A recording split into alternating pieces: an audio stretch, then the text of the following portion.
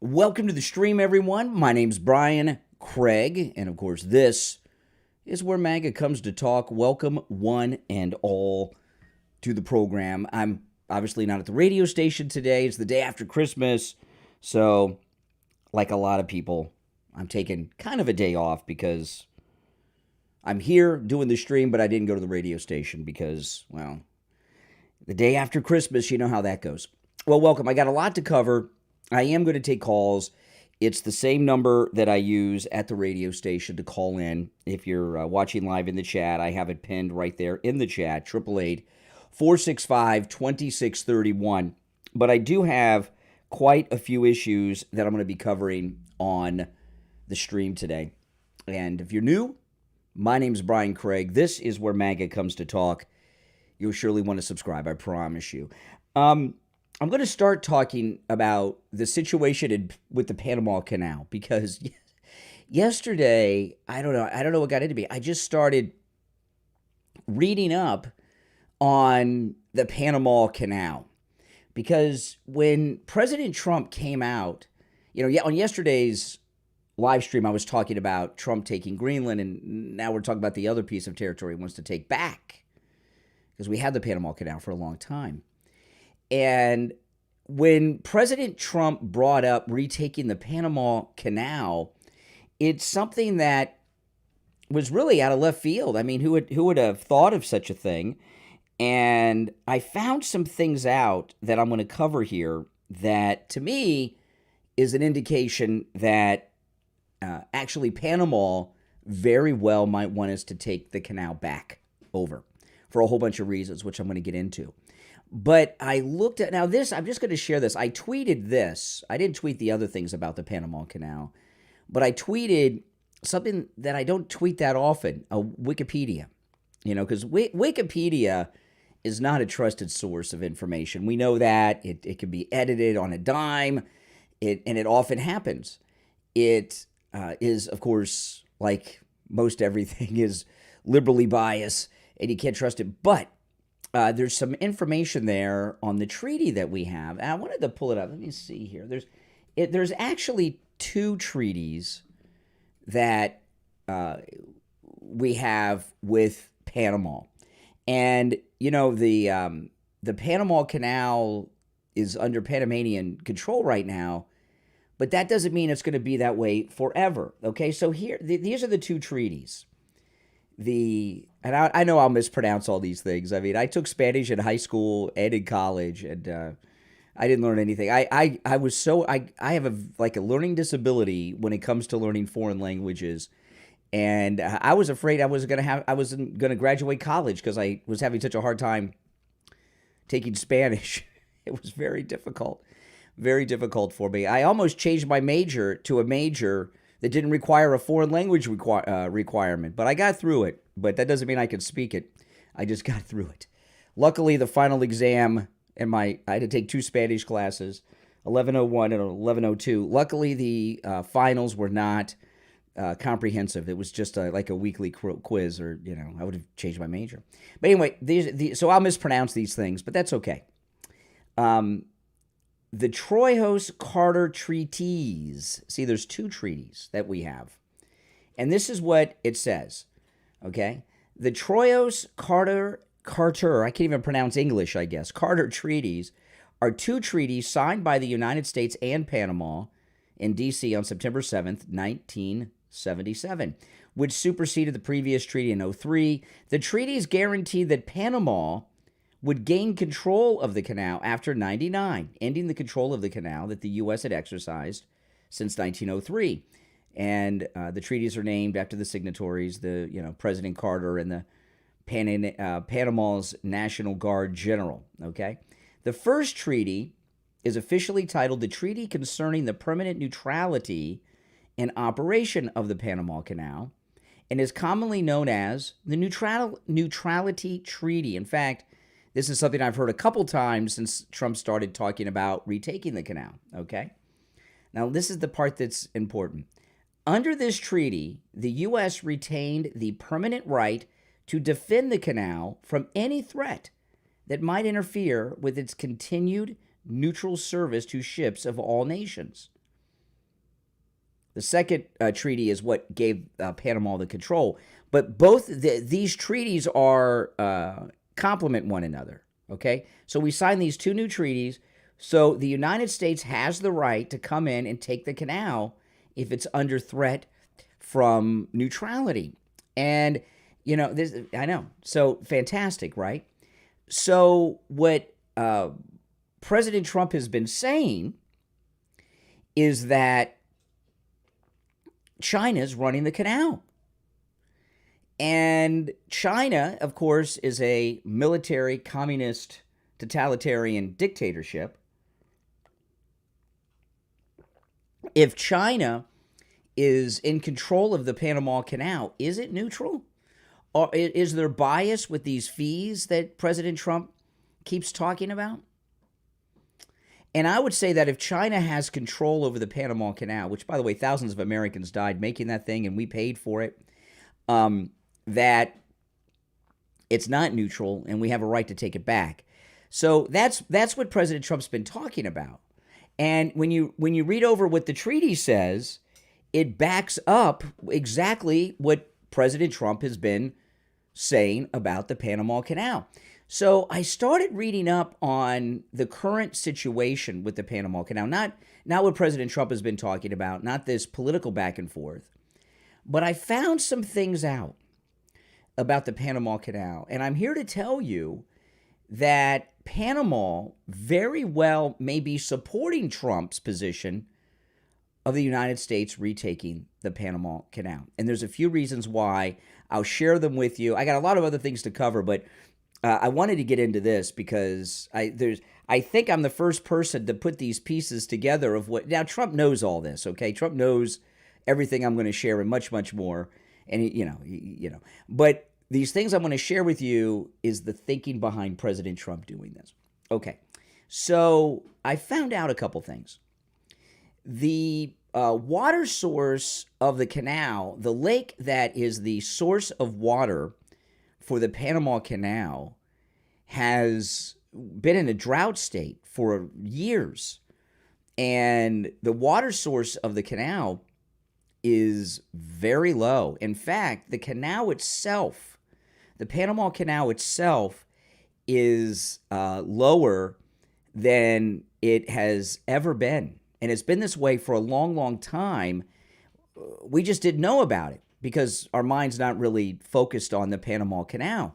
And the water situation and the depth of the canal is such a serious thing that a lot of ships have to take lighter cargo through the Panama Canal. They have to. They can't take as much cargo as before because the Panama Canal has gotten too shallow. And that's had an effect. There's fewer ships going through the canal. I'm talking about freighters. I'm not talking about like cruise ships and things that go through it, okay? I didn't look into that. I looked into freighters. But in the past, the average number of freighters going through the Panama Canal each day was about 36, sometimes more, sometimes less, but average about 36 a day. But since this drought has been going through, where the ships have to take lighter cargo through because they can't take a full load because the depth is not deep enough to hold the ships, the average daily number of ships going through the Panama Canal has dropped to about 24. So it's about 10, 12 ships fewer a day going through. That's a lot of money. And the current situation with the water source of the Panama Canal is very dire. In fact, a lot of the experts that have researched it don't know if that lake's ever going to come back. So, and a secondary thing, and there's some other things too other than this, even at its proper depth, it's too shallow and too narrow for the big super freighters, the more modern super freighters today. So the biggest freighters can't even go through the canal. They're too big to fit. And the freighters that fit have to take smaller loads through. So there's a lot of problems with the canal. So what do they need? Panama needs American might, the United States, to go in and fix it. Whether that's doing some type of thing with the Army Corps of Engineers and getting the water source back up to par by doing some things there, widening the canal, deepening the canal, whatever it is, the Panama Canal is in big, big trouble just on that alone. Then I found out 3 other things are in play right now, none of which I've seen anybody talk about in the media, and I don't think that they know, because I don't think they looked at I know this is what I did on my Christmas afternoon, looking into what's the current situation with the Panama Canal. I know, isn't it something? By the way, if you're new to my channel, my name's Brian. This is where MAGA comes to talk. Obviously, I'm not at the radio station today, and they're running a best of. So I'm here in my home studio, and you're welcome to call in about anything I bring up today. Okay, so there's a couple other things in play. Actually, there's 3. Mexico has a train line that goes from their Atlantic to their Pacific coast, and it's been very effective. Now, ships unload on one side, put on the trains, they go to the other side, and it goes both ways. So Mexico has this train route that's been very effective, that has been taking business away from the Panama Canal. The other country, I think it is, I want to say Colombia. I could be wrong about it, but I think it's Colombia. Colombia is building a railway to do the exact thing that Mexico is doing, a railway to go from the Atlantic to the Pacific through their territory to bypass the canal. That's not there yet, but they're building it, because the Mexican railway has actually taken business away from the Panama Canal. And then Nicaragua is, they've already planned it out. It hasn't started yet. They're trying to get financing for it. But Nicaragua is planning on building their own canal, which is modern, wider, and deeper for the mega super cargo ships and things that we have today. Okay? So what's going on, and Trump knows all this and a whole bunch more. So what's going on here is the Panama Canal is dying, and for the first time it has competition. So when I say that Panama very well may be working with Trump, and if they don't, believe me, the business people and the politicians, the government of Panama, know all these things that I'm sharing with you. This may be news to you and me, but it's not news to the government of Panama, and it's not news to President Trump. He knows all this. The Panama Canal is dying, from its water source to having competition, this new Nicaragua canal. And Panama exists because of the canal, right? Modern Panama. With no canal, or the canal being made an out-of-date, kind of like a Route 66. Route 66 got bypassed by all the interstate highways. It's still there, but it's a road filled with tourist traps and junk that and most people don't take it. It takes too long, right? Exactly. So the Panama Canal is dying, and it not tomorrow or not next year, but Panama knows that in 10 years, 20 years, the Panama Canal is not going to be that important anymore with the way things are going. Maybe even, who knows how long, maybe less, maybe 5 years. And they know without the Panama Canal, their country's a third world broke pit of hell. And it is something they want to avoid. So I think Panama's government, they may not openly do this, okay, because they want to save face and all this stuff and look sovereign and everything. But I think the business community and the government of Panama probably are on President Trump's side when it comes to the United States retaking control of the Panama Canal. See, this canal that Nicaragua is planning on building, that's bigger, deeper, wider, does the same thing as the Panama Canal, but is modern for the big super ships I was telling you about. They've been in talks with China to fund it. So with, this is all illegal. The United States, the Monroe Doctrine is still in effect about no foreign influence in our hemisphere. It's just being ignored. So there is a strategic danger with China having control. China controlling the Panama Canal could shut it down on a dime. It would look like an accident, like no one knew, like it wasn't done on purpose. That's a threat. So that's enough alone to take it over. But with the United States reestablishing control under Donald Trump of the Panama Canal, this Nicaraguan canal will never happen because the United States would not allow it. And certainly with enforcement of the Monroe Doctrine, they wouldn't allow China to build this Nicaraguan canal from the Atlantic to the Pacific or the Pacific to the Atlantic, whichever way you're going. So, it's a textbook example of how President Trump is always 10 or 20 moves ahead of everybody else in the room. I just find it just fascinating watching Trump because Trump says things, and the media, of course, have these meltdowns and breakdowns and all this stuff. And you find out in the end that Trump is always right. Oh, this is great stuff. I hope everyone had a great Christmas. I was I certainly like to take your calls on this. I got a lot of other things I'm going to get into in just a bit. But I was talking yesterday. This is my home studio. This is where I podcast from, and I don't use this studio too much on YouTube.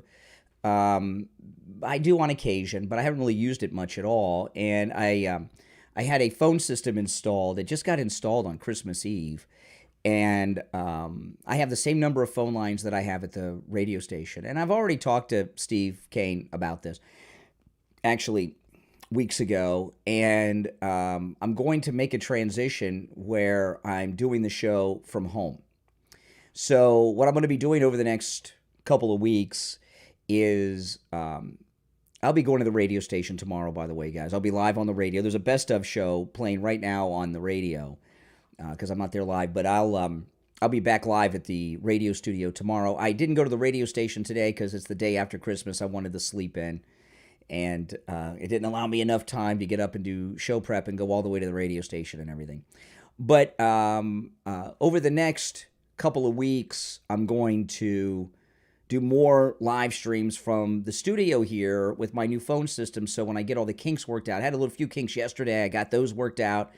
And when I get used to it, I'll start doing the radio show from here at home at least a few days a week, maybe not every day, because sometimes I have to be at the radio station for things. So, sometimes people come in studio to come on the air with me, or I got meetings there. So at least a few days a week, I'm going to do transition to do the radio show here from the home studio and live stream on YouTube from here. And it'll be a lot easier on me, guys. I got to tell you. If I already had everything in place, I'd be on the radio live today instead of the best of. But sometimes, sometimes you got to rest a little bit. This is a YouTube exclusive, guys. And if you'd like to call in, please do. The number's toll free, 1-888-465-2631. And of course, My Pillow. Been a sponsor here of all of my content for a long, long time. My Pillow. They have just been a strong supporter of my podcast, the YouTube channel, the radio show for years and years. And I talk to them pretty much every week. I talk to Mike or his assistant, and they are just blown away at the response that you and this audience have given with our promo code Kane at checkout, Kane. And they've always been impressed by it. We have one of the biggest responses for a show of this size, because there's a lot of people that have huge national shows, right? You know what I'm talking about?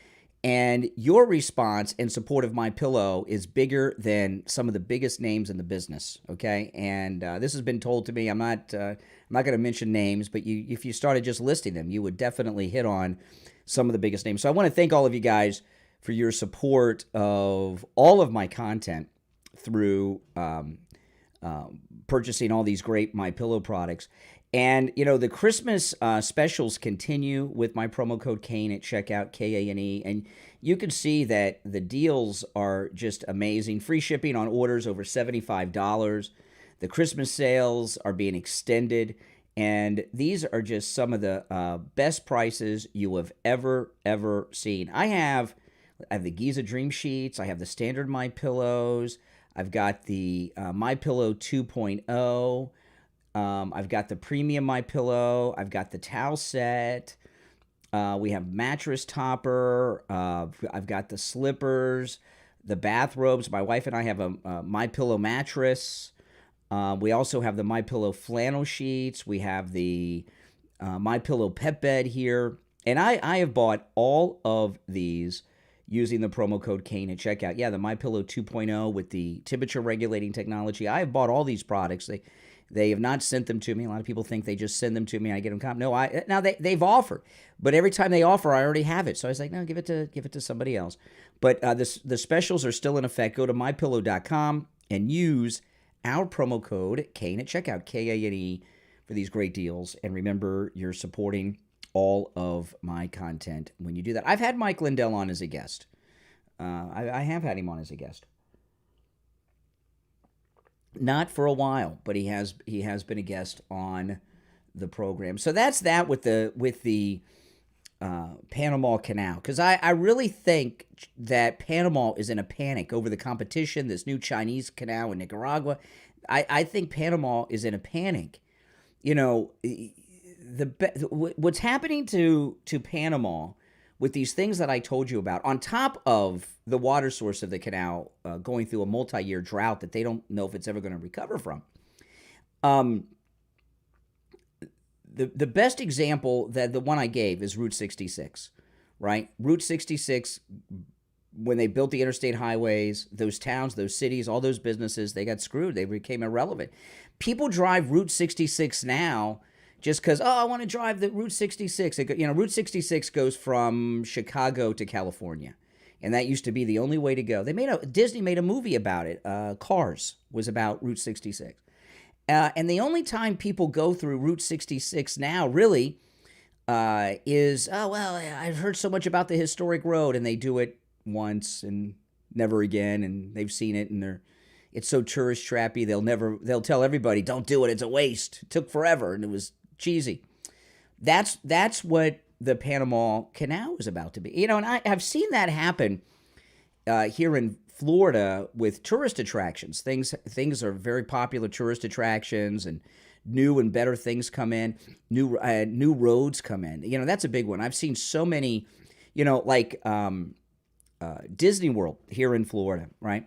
There used to be, if you took I-95 or the Florida Turnpike to Disney World, you'd get off and you'd drive through this town called Kissimmee. And the road was a very slow-moving road, and the road's still there, had nothing on it but hotels, motels, and cheesy tourist attractions and restaurants and things. And they built a new highway called Osceola Parkway like 25 years ago, and it bypassed this whole town of Kissimmee. And it started to slowly go down and down and down. And now they build a freeway system that bypasses even that secondary road. And if you go on YouTube, not now, when I'm done streaming, okay? If you go on YouTube and you can look up some YouTube channels where they go through this old area in Kissimmee, it's sad. It's sad because they got bypassed by the roads. Well, that's what's about to happen to Panama with these other things with the Panama Canal. Panama and the Panama Canal are about to get bypassed by all these things that I talked about. When I came across this yesterday, I was blown away by it. And it really, it shows you how lazy the American media are. The media in this country haven't looked, the things that I talked about involving the canal, with these things that are going on with the canal and these new ways to get from the, across to bypass the canal. I didn't spend all day doing research on that. It took me maybe, you know how things are on the internet, 20 minutes to find out all of that stuff that I just shared. I just had to look, and no one in the media has bothered to look into this. Now, the thing with Greenland, who knows? The the people that give analysis about Trump, it's amazing to me that they still don't get Trump. One thing that I've learned with President Trump and how he operates, he always asks for a whole bunch more than he really wants, no matter what it is.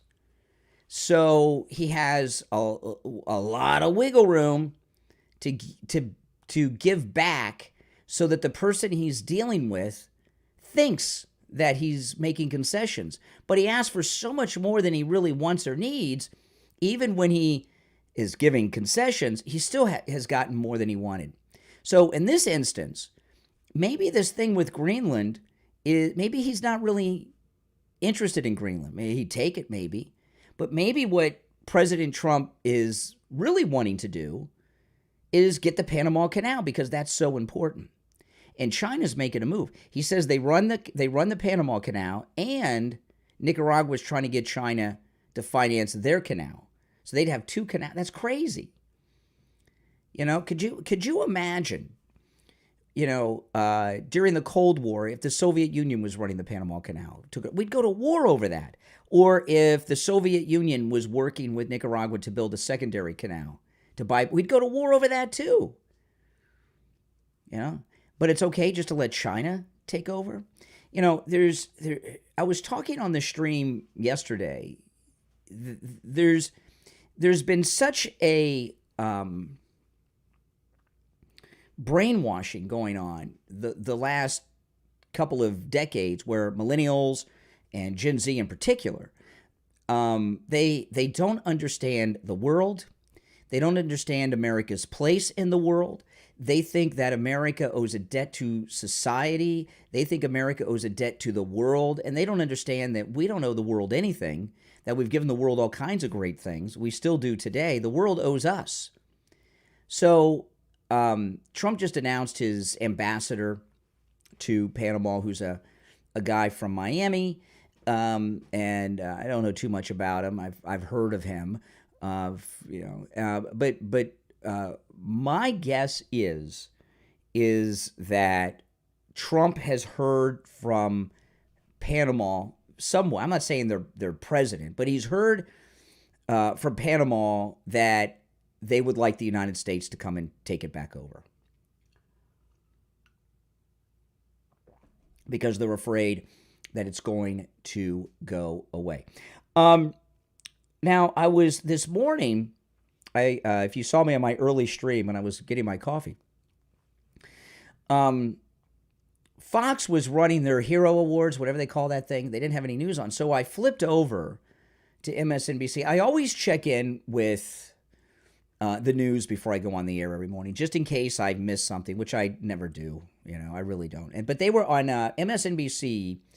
They were rerunning Stephanie Ruhle's show on MSNBC.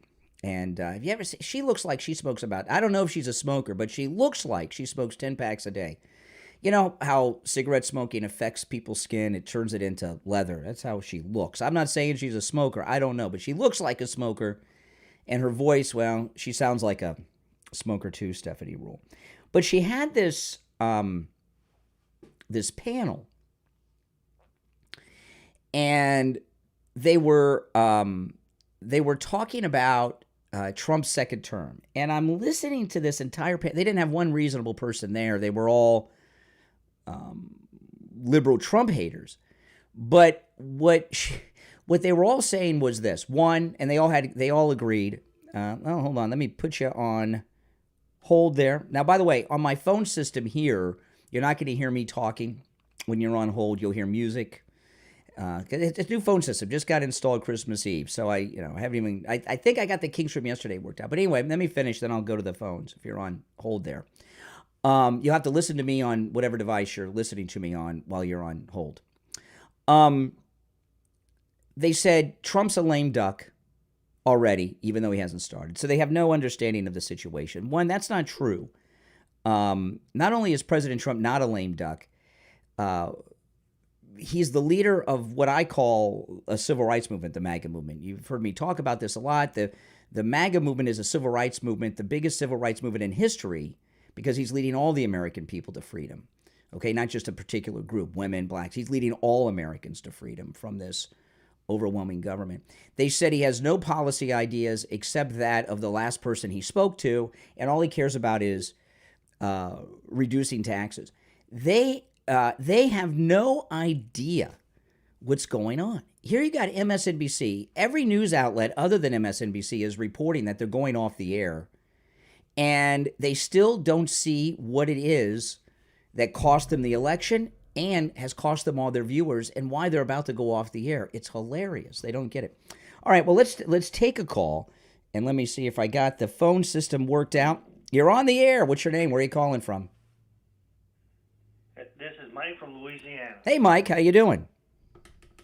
Oh, I'm doing fine. You're right about this Panama Canal story. This is not just a big story. It's a story about the media and how lazy they've gotten. Because think about this. Before this, what was Trump talking about? He was talking about, one, making Canada the 51st state, right? Mm-hmm. Which then prompted Trudeau to come down to Mar-a-Lago and kiss his ring.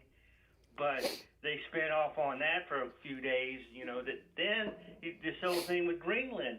Yeah. That's another thing that this is a negotiating tool to get the media who's been lazy to talk about what he wants them to talk about. Well, what President Trump has done with this 51st state thing is absolutely brilliant, because what he's done is what is always the kiss of death for a politician. He's made Trudeau an object of ridicule. And once a politician becomes an object of ridicule, they're always losers. They always lose. They never recover from it. Right, and that's the thing. Now, the whole thing with they still think, the media still think they're in control. Yeah. They can set these narratives and all that stuff. But Trump's been setting narratives almost since before he announced in 2016. He's been setting narratives. Yeah, absolutely. All right, Mike. Well, you're one of the first callers on my new phone system in my home studio. Oh, nice. Do you like the home studio? Does it look better than the radio station? Oh, Mike hung up. Mike, he knew I was getting ready to say goodbye. He wanted to hang up first. What do you guys think? You like the background here? I like it. It's comfortable. It's nice. It would save me a lot of hassle. Let me tell you something. Oh my goodness. By the way, welcome. I hope everyone had a great Christmas. My wife and I did. Her daughter came home for Christmas, which is very exciting. We did not know. She shocked us at the last moment. It came home from California, so we're very excited about that. My wife, we were so depressed. I've been depressed all week that our daughter wasn't coming home for Christmas, and she didn't even tell us. She surprised us, which was Richie was the first caller on the new phone system yesterday. I told Mike he was one of the first callers. I didn't say he was the first caller. I said he was one of the first callers on the new phone system. And you could, by the way, the audio quality of that was very good, wasn't it? Yesterday I had some problems. I said, when the stream's over, I'm going to go back and watch the stream. I watched it. I knew exactly what the problem was, and got it fixed. So I think the sound from the caller was. Now the next thing I got to do is, because I take all the calls screenless, so I got to get used to the phone. And then I got to practice. And I'll do this with Kathy. I'm going to do some. I got to practice after I get used to the phones and get the kinks worked out on the phone system. I got to work out connecting Steve. So I'm going to practice with Kathy. I'll do some live streams maybe over the weekend with Kathy on the phone, where Steve would be, and try to take calls with Kathy on the line and get that worked out. And once I get that under wraps, then I'll be home free and not have to drive for hours every day getting to and from work. All right, let's go back to the phones. You're on the air. What's your name? Where are you calling from? You're on the air. Yeah, what's your name? Where are you calling from? Good morning, Brian. I'm calling from New Jersey. My name is Joe. Hey, Joe. What's up, man? I want to wish you and your family Merry Christmas, and all the family in the chat room. Merry Christmas to everyone. I needed to call you to straighten out something that you told me on Monday. You asked me if I would trust Trump with my children, and I said no. My first reaction was no, not until I meet him. And that was stupid. I thought about it. It's been eating me up. I trust President Trump with my children. He took a bullet for us. He saved this country, and I believe in him. Yeah. So, yeah, I wanted to correct my answer. You know, I was watching yesterday, my wife and I, we watched Outnumbered on Fox. And, you know, they had all the fill-in people because it was Christmas. And they had this girl on. I don't know who she is, but she's one of these young people that constantly tells you she's Gen Z. You know, millennials and Gen Z, they love to tell you all the time, I'm a millennial, I'm Gen Z. And they're young and very full of themselves and think that they see the world in a way that it's never been seen before. You know, I'm talking about these arrogance of youth. But she said something that she was on the Outnumbered panel, and she never was a Trump supporter. She voted for Trump for the first time in November, and she said she did it because they shot him, and how he got up and said, fight, fight, fight. You know, I mean, I personally believe that President Trump was shot by forces inside our own country, our own government. I think it was part of the, like the lawfare. I think they and I think most people believe that. And it had the exact opposite effect that they thought it would in more than one way. And I was pretty blown away by that. Awesome. Yeah. All right. Well, good. I'm glad you've woken up and you trust the lives of your family with President Trump. Take care, man. All right. I sure do. All right. Appreciate it. And so good. So far, so good on the new phone system. What do you guys think? It's working out pretty good. There we go. Working out pretty good. I like it. My wife and daughter and Steve too have been trying to get me to move to work from home more, and I've been resistant to it. But so far, so good. Oh man, yeah. If you'd like to call in, it's the same. The number's pinned at the top of the chat. It's the same number I use at the radio station. I just forwarded the number here: 888-465-2631. 888-465-2631. Mike, the board op, is at the radio station running a best of. I really decided at the last minute not to go in today. I woke up. You know, here a day after Christmas, I woke up like I normally would, and I'm like, I don't know. And Kathy woke up and she says, what are you going to do? You go to work today? And I say, you know what? No, I think I'm going to just do a live stream from home and take another day off. But I'll be back at the radio station tomorrow, and I'll be there next week too. I'm just doing this because it's a kind of a holiday, you know. But I appreciate it. So everything seems to be working out. So that's my take on the canal. Now, there's a couple of things I wanted to get to, though. Hold on. There's, let's see here. You know, and if I do the, if I start working, doing the show from home a few days a week, at least on some days, I'll do an extended show. Either I'll come on like half an hour early or stay on and do a fourth hour. I'll do something. I will, if, you know, because I won't have all that driving time, right? So I'll do the show from home. I'm getting text messages. But I'll do a longer show on the days that I do the show from home. And it wouldn't be on the radio. That extra portion wouldn't be on the radio, so, you know, I wouldn't have all the breaks that I have, and I'd still be able to take calls. And I don't know if I'll come on early or stay late. I don't know. I'll play it by ear, but that's what I'm planning on doing. Now, one of the reasons I decided today's still a holiday is when I went through the news this morning. The news was really kind of strange and bizarre and light because, you know, yesterday was Christmas, and outside of the Muslim world and some parts of Asia, Christmas is celebrated pretty much everywhere, at least in Western civilization. So there wasn't really much news yesterday. So the news was light. So I said, on top of the fact it's a holiday and the news is so light and bizarre, take another day off. Go back to work on Friday. I'll just stream from home. And one of the things that when I wake up in the morning, before I get out of bed, the first thing I do is grab my iPhone and look at what the main headlines are in a couple of different news publications. And at the time, now maybe they've changed them since then, but the main story was this story on Elon Musk being on Ozempic, okay? But he's not on Ozempic, he's on the other one. And this is in the New York Post, but it was a lead story everywhere. A lean-looking Elon Musk revealed that he uses Mounjaro after previously expressing support for similar weight loss drugs as a means to curb America's obesity epidemic. He made a social media post about it. They're calling him Ozempic Santa, even though he's on Mounjaro. I guess they like the Ozempic better. And it was very strange because I did a live stream when I went out to get coffee this morning. You guys, some of you were there. And I was talking about this. And when I stopped the stream, I tuned on MSNBC again because they were still running the Spirit Awards on Fox.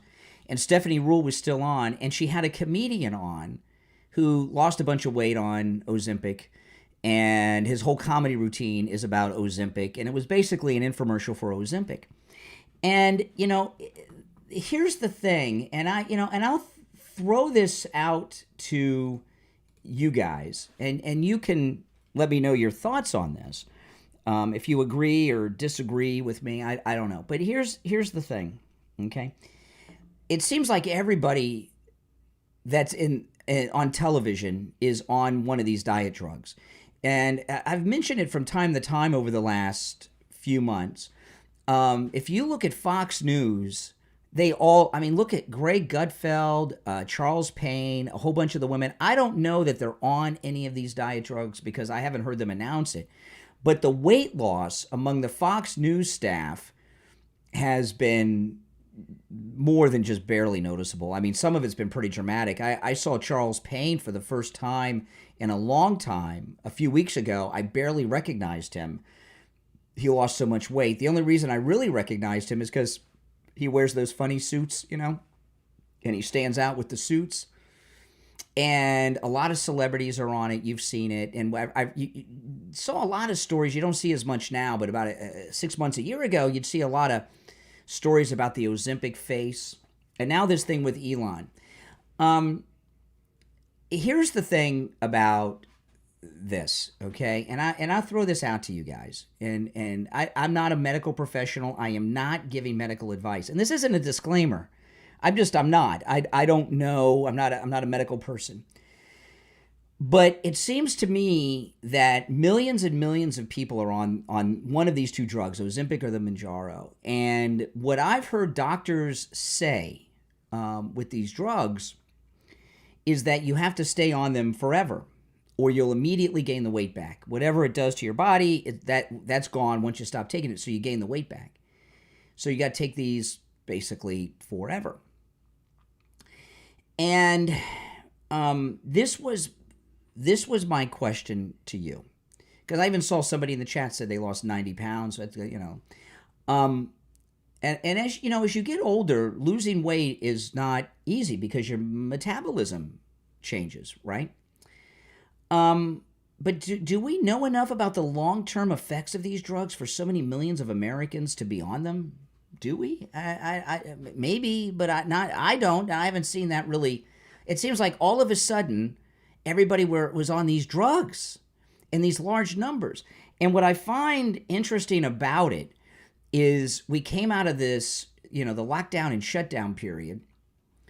And there was, the thing I've known, this is, I don't take any prescription medications. You guys know I do I do have testosterone therapy through, Game Day Men's Health. That's all I take, okay? I take no prescriptions for anything. But I do know this, my wife's on a lot of medications for her illness, and friends and family of mine that I've known throughout my life that are on different medications for different things. I've yet to know of a medication that somebody took that was a regular medication that did not have side effects. In fact, in my wife's case, I tell her all the time, I think the side effects to her medications in many ways are worse than the illness itself, but the illness would kill her if she wasn't taking these drugs, so it's a trade-off. But what I mean is my wife's got a lot of health issues that make it difficult for her to travel, to leave the house, and things like this a lot. And a lot of those reasons are not from her health issue, it's the side effects from the medications that she's on. The medications are keeping her alive, but all of them have side effects. So what are the side effects for all these diet drugs? And there's so many millions of people on them all at once. And after we went through this vaccination period where people have very strong opinions on vaccinations, and do we know enough? And, the vaccine hesitancy was a big, still talked about today. Why are people so open to take these diet pills like that they really know nothing about other than they see a lot of famous people losing weight? Why, and a lot of the people that are taking these diet pills were not vaccinated or against vaccinations, but this they'll take like that. And it seems a little strange to me that so many people are so readily taking them. And it's and we may, hey, hopefully there's no problem. But if there is, we may not know for 5 years, 10 years, or even 20 years. But I do know this. In the past, diet drugs have been dangerous. And I can remember as a kid, they used to sell over-the-counter diet pills. I guess they were like some form of caffeine, right? Like speed or something, I remember people would say. But about 25 years ago, there was a diet pill that's no longer taken, the Fen-Phen. Guys remember Fen-Phen? And Fen-Phen killed people. My wife and I knew someone who had who died from a condition that she got from taking the Fen-Phen. So, and I'm not saying these diet pills are that, but I would be very hesitant to go into this mass thing of just taking these diet pills. I was very surprised about Elon Musk taking it. And I know a lot of you, because I saw some people in the chat doing it, are probably on it. And again, I am not giving medical advice. I send you to doctors, and you can go to a doctor and get advice. But to me, it seems it's a little frightening when so many millions of people are taking any medication. I remember this happened, I don't know how many years ago. It's probably been 30, 35 years ago. Prozac. Okay, when Prozac was new, there was a lot of reporting at the time. Now, this is before the entire media was held up by the pharmaceutical industry, so, but there was a lot of reporting when Prozac was new that doctors were prescribing it just if somebody asked. And I remember reading stories in newspapers here in Florida, local newspapers, where reporters would go undercover and go to various doctors and get a prescription for Prozac. And it was about how easy it was to get and there was a lot of concern about that. I don't see that with this. And maybe it's because since 35 years ago, the pharmaceutical industry has been doing so much advertising in the media, they don't want to, I don't know. But I am very hesitant when so many people are taking something like this on a dime. And it seems that doctors just write the script if you ask for it. I mean, I haven't heard anybody say that they were turned down. I don't know. But I was very, very surprised. Yeah, obviously I'm not. I'm at home, guys. If you're new to my channel, my name's Brian. This is where MAGA comes to talk. Make sure you subscribe if you're new to my channel. And if you're not new and you're already subbed, do me the favor of liking the video if you don't mind. All right. Now, the deportations, I want to talk about this because the deportations are going to start on day one. right? I mean, Tom Homan, the reason Tom Homan's been doing so many interviews in the media the last few weeks, and he's going to continue to do it, is it's really preparing the public and the media for what's to come. So when the deportations happen, it's almost going to be like old news in the minds of a lot of people, because it's been talked about during this whole President Trump-elect period that we're in now, the second president-elect period. He's the only president to have two president-elect periods in our lifetime, all right, because Grover Cleveland. But you've heard mayors talk about not cooperating. Well, now we're getting something a little different. Governor Newsom, look at this. Far-left governor, that's Newsom, plotting to help illegal migrants avoid deportation.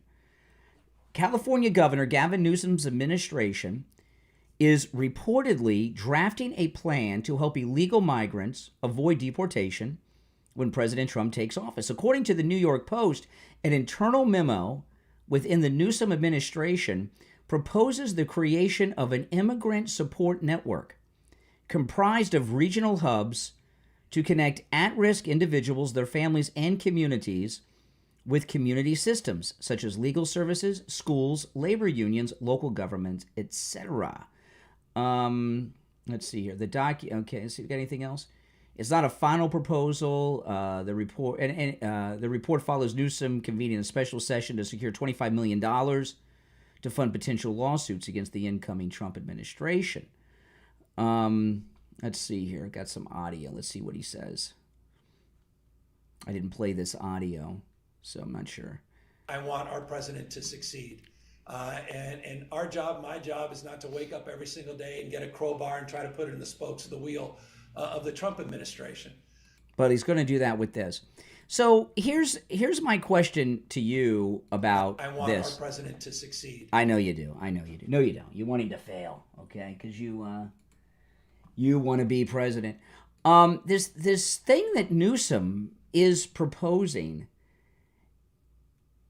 is this not an insurrection that he's organizing and leading, Governor Newsom? He's leading an insurrection against the federal government of the United States. The United States government's chief executive, come January 20th, is going to be Donald Trump. The policy of Donald Trump is to deport the people that are illegally in this country. Now, by the way, when he takes the oath, that's what the oath is. Right? President Trump is obligated to protect the United States, our borders, our citizens. And Governor Newsom standing up to actively stop it, and anybody else in the government that does this, this is an organized government insurrection, isn't it? And the Democrats have been obsessed with insurrection and accusing Trump of insurrection and all of this. But you look at what Newsom's doing here, without question, he is planning on organizing opposition against the federal government of the United States that will be involved in a nationwide deportation of illegals in this country. This is not the business of the states. In fact, the Democrats' position has been that the states have no rights when it comes to people entering the country. That's why they went after Texas, went after Greg Abbott so much for putting barricades up in the Rio Grande and everything. So what Gavin Newsom is talking about here is actually a crime, isn't it? Is it not an insurrection? And I would say it is an insurrection. So hey, they're going to find that the deportations are popular. That's why Trump won. That's why so many counties in California went for Trump, that they flipped. What, about a dozen counties flipped? They're going to be popular. Because the way they're going to do it is they're going to start with the criminals, the hardcore violent criminals. Okay, they're going to be the first ones, and the mental patients. So who's going to have sympathy for that? They still don't, we've got two Democrats that are setting up their presidential runs in two different ways. Fetterman and Newsom. Newsom, he's setting up his run for the Democrat nomination in 4 years by being an insurrectionist. Fetterman is setting his campaign up by trying to infiltrate MAGA. Okay, and he, that's the way it is, because he's afraid he's not going to get reelected in the Senate too, Fetterman, because Pennsylvania went so red in the last election. So you got two Democrats, both Fetterman and Newsom, who were planning on being their party's nominee in 4 years, going about it in two different ways. I wouldn't be surprised if those guys ended up running mates, because Newsom and Fetterman, because most of I know it doesn't seem that way lately, but if you go throughout history, most of the presidents come from the governors, because they have some leadership experience, and they usually come from more prominent states. Not always, because Bill Clinton was from Arkansas, tiny state, but Newsom's likely to be the top of the ticket, and Fetterman, could help bring Pennsylvania. So the two of them could end up being running mates when it's all over. But the way it looks is that Newsom and Fetterman are going to be running against each other in the primary, doing two different things. But I think we got to call this what it is. And that, of course, is an insurrection against the federal government. I mean, you cannot sit there and oppose action by the federal government. That's illegal. That's treason. It's insurrection. They keep calling Trump an insurrectionist. He didn't do anything. What they're doing is not only planning on doing it, they're openly organizing it. And that's just not going to play. I think we got to call it what it is. Now, all the problems I have with DeSantis, on occasion, he does things that are pretty amazing. And here, I saw this story this morning that I've not been following. And I saw this on X this morning. And there was some articles in the local paper. Oh, hold on. Let me put you on hold there. I'll go to the phones in a moment. But Ron DeSantis has actually done something that I support.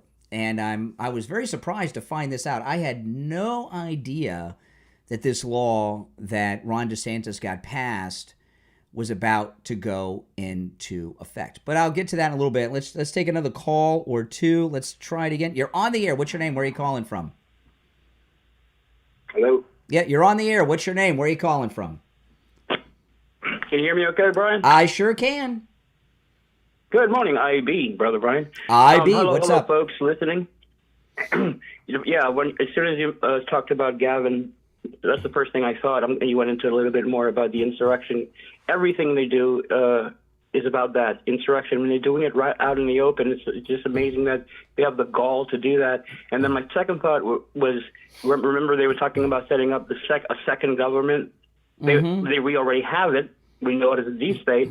But for them to actually say that, remember you were talking about that a couple of weeks ago in the news that they were talking about a second government?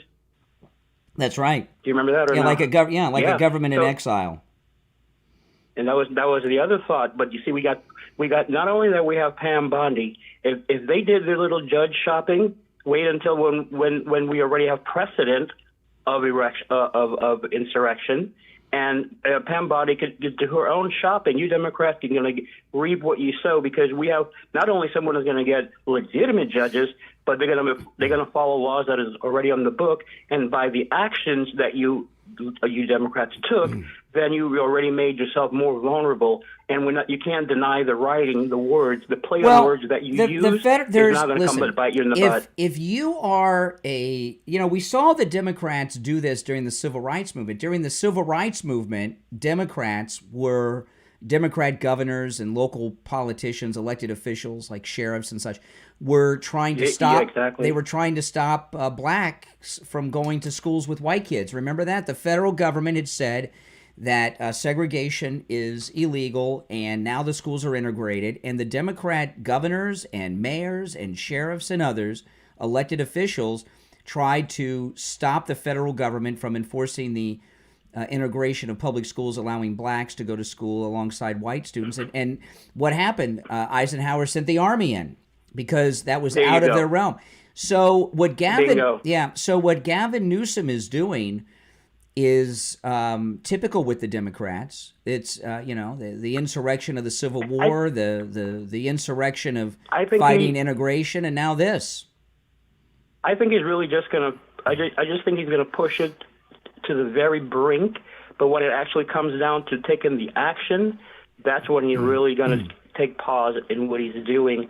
So right now it's just like a gorilla pounding his chest. But wait until he tries to make the move, and Trump has the law behind him, not lawfare, but the law. Thank you for your time. All right, appreciate the call. That's good. That's great. Yeah, welcome.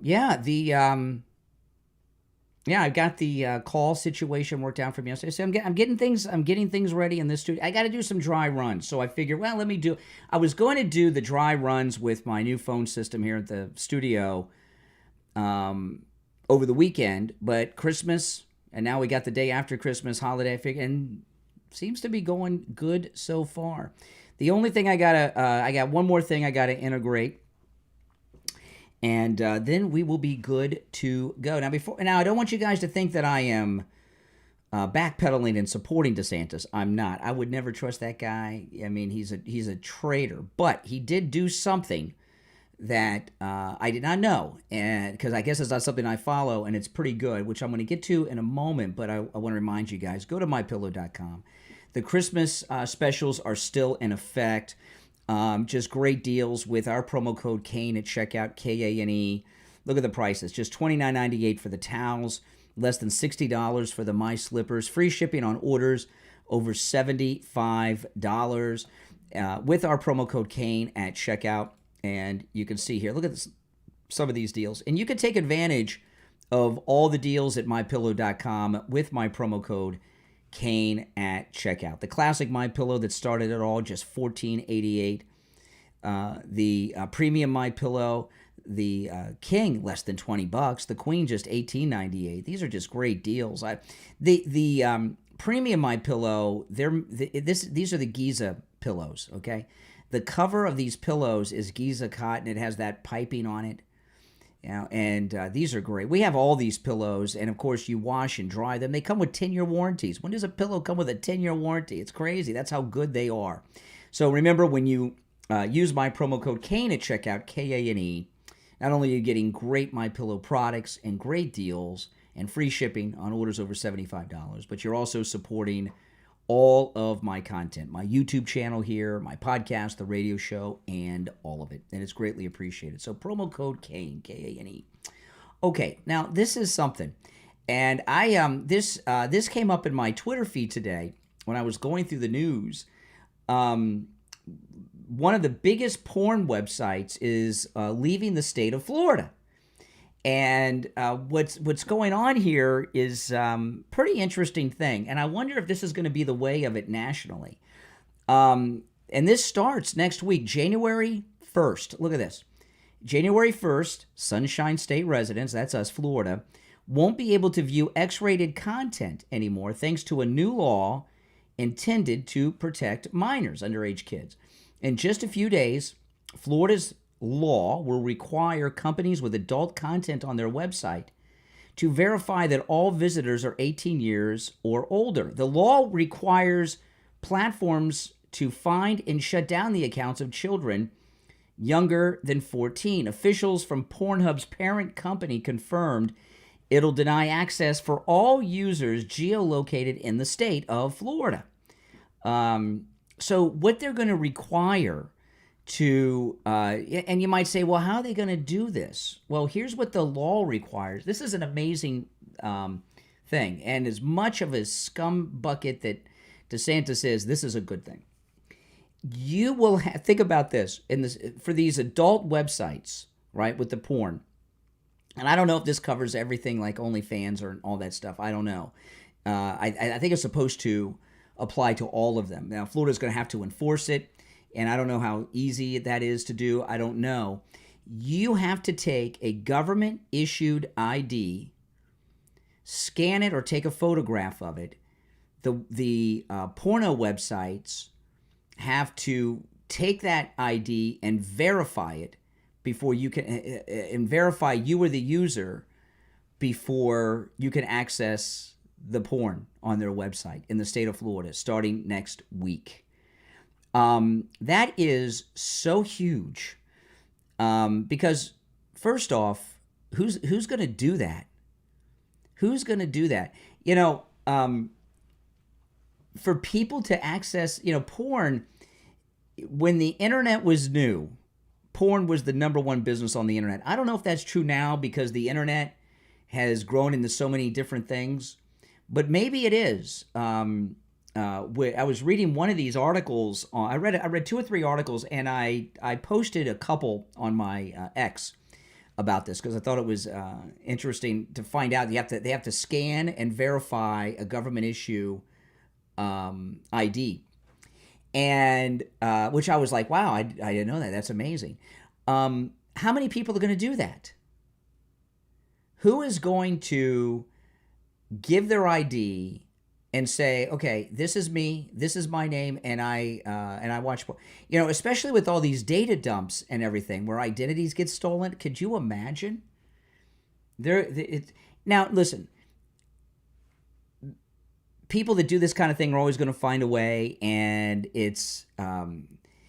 but it's going to work a lot. And I'm hoping this is a new trend. You know, some of the stuff that's been pornography has gone to such a level that I don't think anybody envisioned with all this OnlyFans stuff, and it's done so much damage. To, you know, there's an article that came out yesterday about. Let me find this article. Hold on. I thought this was an interesting thing. I know I'm pretty sure I posted it to Twitter. Let me find it because I wasn't sure I was going to talk about it, but it was an interesting article. Now I can't find it. Well, I could probably Google it and find it. But there's an article about the population decrease in Japan. Let me see if I can find. Let me just do a quick Google. Hold on. Let me pull this up because let's see here. Okay, here we go. Okay, this article here. Japan's population falls for 15 straight years with a record low birth rate and record high deaths. Japan's total population declined for the 15th straight year in 2023, dropping by more than 500,000 people as the population ages and births remain low. Births in Japan hit a low of 730,000 last year. The 1.58 million deaths were also a record high. Okay, so there's been some similar things in this country. In America, so they've had 15 straight years of birth rate decline in Japan. Their death rate is far above their birth rate. So that means there's a population decrease, a big one. In the United States, with the most recent statistics that are available, in the United States, the birth rate and the death rate are almost the same. Okay, almost the same. The major population growth has been because of the illegals in the United States. So what's causing all this? And I know Japan's not a Western country, but they're allied with us. We're closely tied to Japan. They're enemies with China. Japan hates China. They hate China more than any of you hate China. However much you hate China, you don't hate China as much as Japan. And China hates Japan, big time. They have a history together. Just the two of them hate each other. China and Japan, they're like the Israelis and the Palestinians, the Muslims. It's just, it goes back forever and ever, and it's very deep. What's been going on in this country, and I'm assuming there's some of this going on in Japan too. What's happened, like this gender stuff that's going on, right? That and WNBA player, Caitlin, whatever her name, she's athlete of the year, female athlete of the year. The number 3 is a transgender person. All this gender stuff, the porn, all of these things, the obsession with tech, where young people don't have personal connections with people. It's reduced in less sex with the childbearing age population. If you around the world, and that's why the birth rates are about the same as the death rate in the United States. That's why the birth rate is so low in Japan. All of these things are resulting in less sex that results in the creation of life, into pregnancies. That's it. I mean, you look in this country, I'll put you on hold there. Hold on. There you go. You're on hold. I'll go to the phones in a moment. You look in this country, like AOC, there was all these pregnancy rumors. She's not pregnant. People are getting married later. They're not having children. There's this whole thing with millennials called adulting, where they never grow up, right? And they never have kids. The birth rates are low in all of the countries that are enemies of China through the gender business, through the online pornography, and all of these things. And China has been waging one of the most successful Cold War plans against a nation that's ever been waged. And that's what's going on in our country, and I'm sure that has an impact on what's going on in Japan. None of the articles I read about it tell us why the birth rate's so low, because it's probably politically incorrect to talk about the things I'm talking about. All right. You're on the air. What's your name? Where are you calling from? Good morning, Brandon. Hey, Richie. Hey, Richie. What's up? Yeah. First, I turned on the radio. I overslept, and then I turned on your radio. The radio I heard. It's a best and of. I can't catch your rebroadcast, so now you're doubling up here. I'm doubling up. Hold on, Richie. Hold on. Live. I got to, again, day 2 with the new system. Hold on. Let me get this one and then put them on hold and then, okay. All right. There we go. All right. We got you back, Richie. Yeah. I like I said, I overslept, and I said, geez, I missed an hour. And then I turned on iHeartRadio, and I got your rebroadcast. Yeah. From the radio Yeah, station. there's a best of on the radio. I'm glad you're live. Yes. Yeah, now here's the deal. I look at it differently. I understand what you're saying about the birth, but I'm going to tell you my theory. If you take a look at the poorer people in this country, there's no problem with the birth control. I mean, they have babies up to Gazulu. Yeah. But the thing is that, and this is going to sound racist, but it's really not. It's people that are responsible, that are making an average to decent wage in this country, young people. I see it where they say we cannot, with the prices everywhere, we can't have kids. Because if we have kids, we're going to... That's part of it. A lot of it's economic. Yeah, that's a lot of it. That's a lot of it. I think that's more major than you realize. It's a big deal because, our birth rate and death rate in this country are about the same. The only population we have that's growing are the illegals, and when that happens, a country is in decline.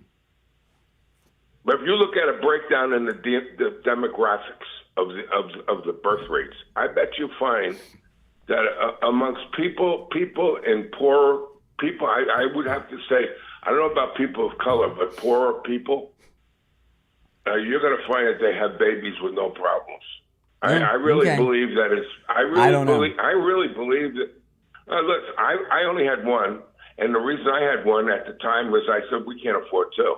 That's why I only have one child, because economically it didn't make sense. All right, Richie, good to talk to you. Hope you had a good Christmas. You're on the air. What's your name? Where are you calling from? Good morning, Conservative Doug. Oh, hey, Doug. What's up? Yeah, man, I like you coming from home. That's pretty cool. Anyway, you were mentioning about the reason why there's a death rate is getting up and there's no births.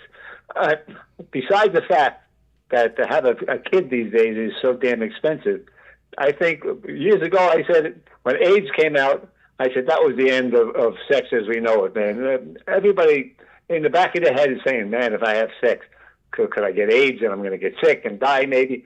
So I think that really turned the population off, and that's why I think everything's going down as it is. I think the AIDS has been the main factor. I don't know. I mean, when you think about it, because I've known people, if it were not for AIDS, I probably wouldn't be doing what I'm doing now. Yeah, and that, Really? does that sound weird? Yeah, man. How does that? When I got my job at the radio station that Steve Kane worked at, before I knew Steve, I got a job and I was and I became Steve's board op many years ago, which became this. He had a board op who had full-blown AIDS, and his name was Mike. Not the Mike board op we have now. His name was Mike. He passed away years ago from AIDS.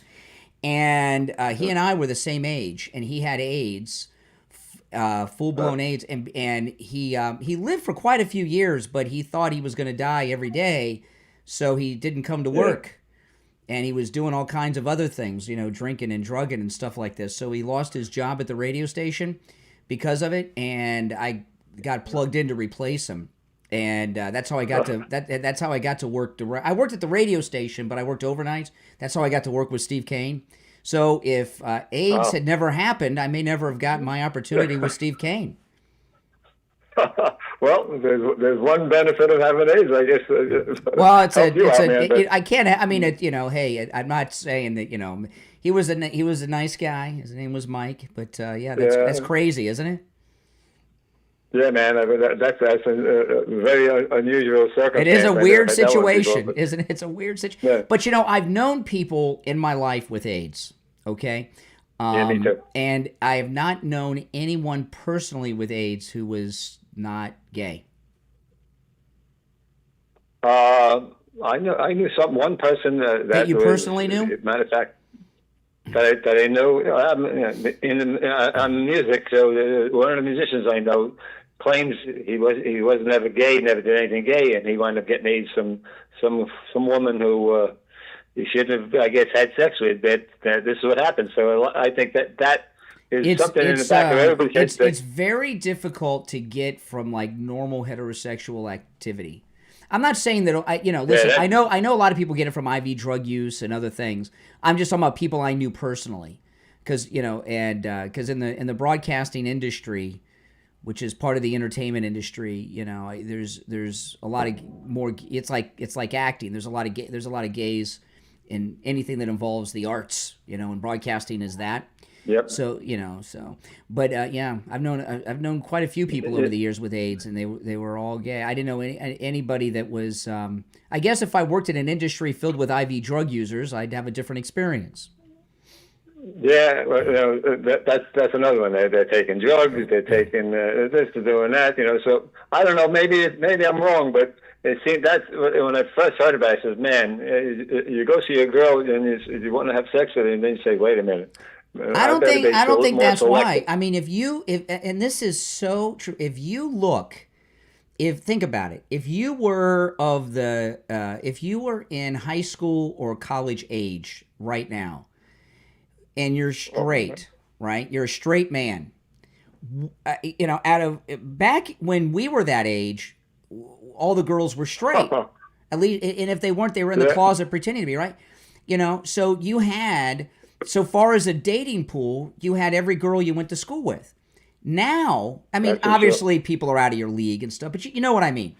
Now, if you're that age, what percentage of the female population is not interested in guys?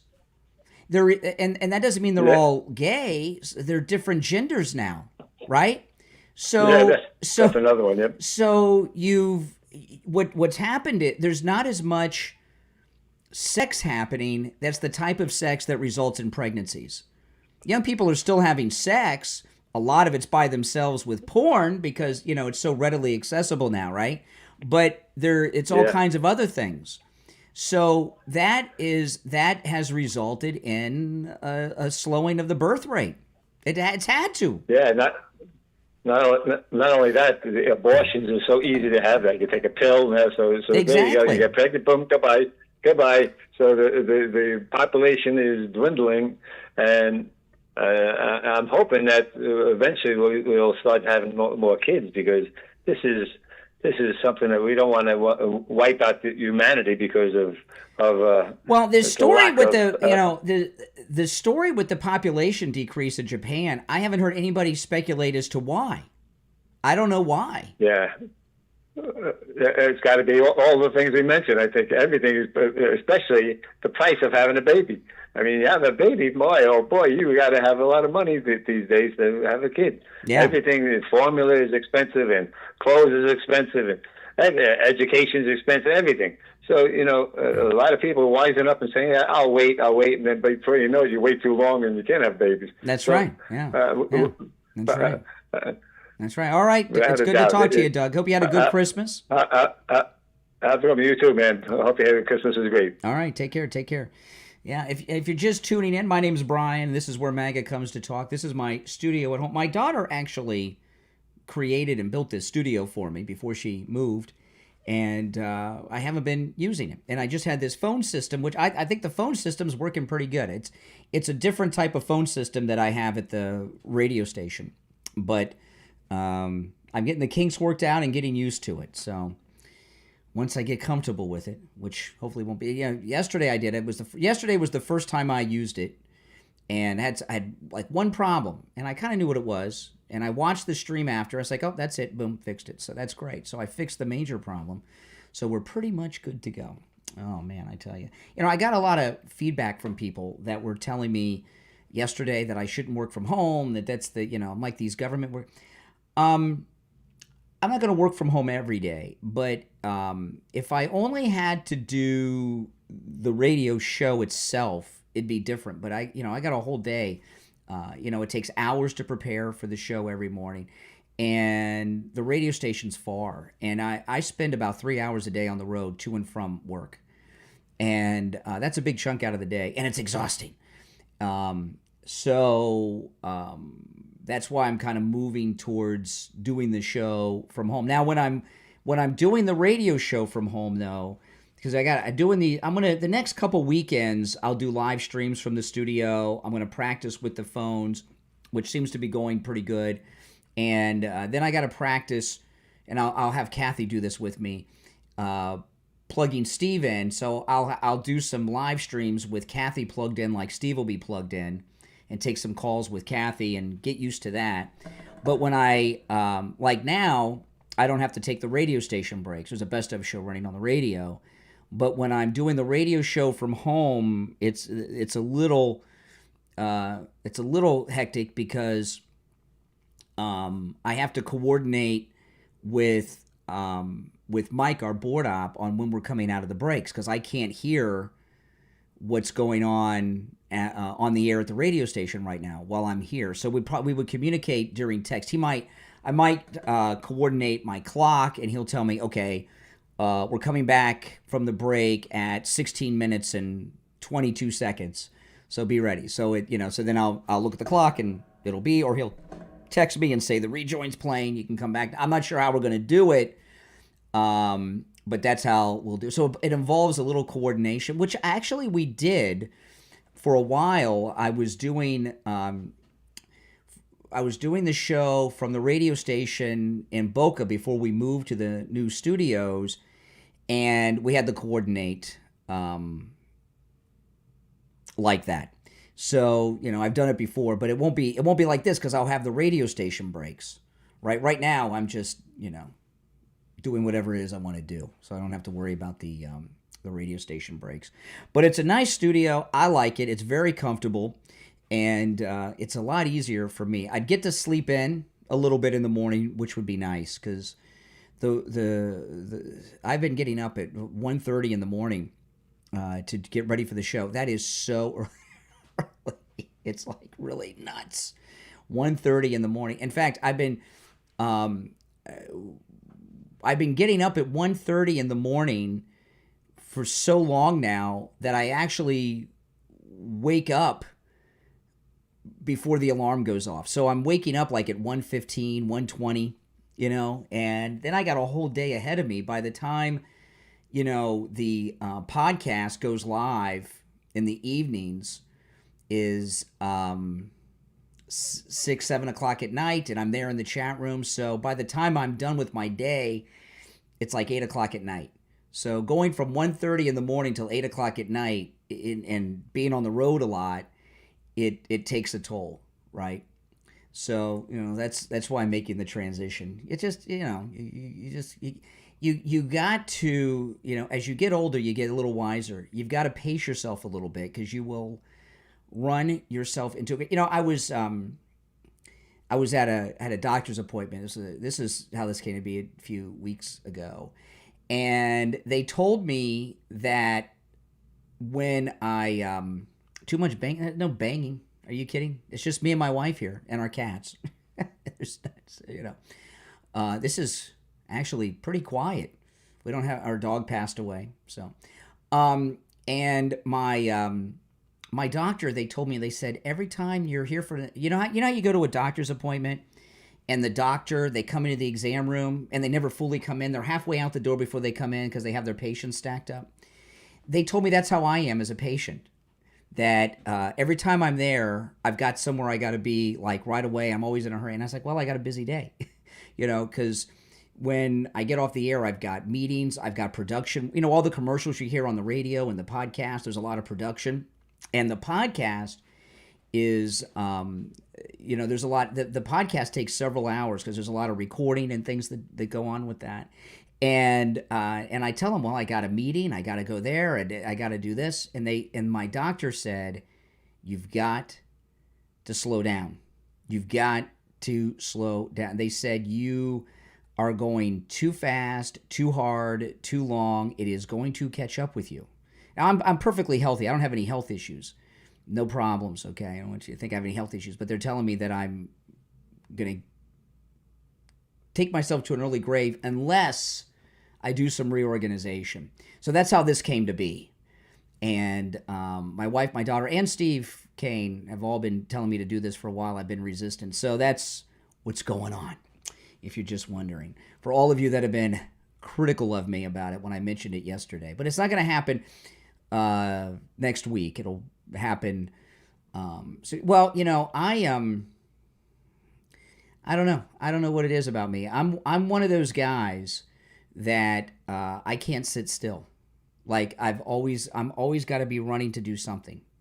I don't know what it is. If I'm not doing something, I'm like, what's wrong with me? You know what I mean? I don't know. I don't know if it's like, I don't consider myself a workaholic, but I just can't stop.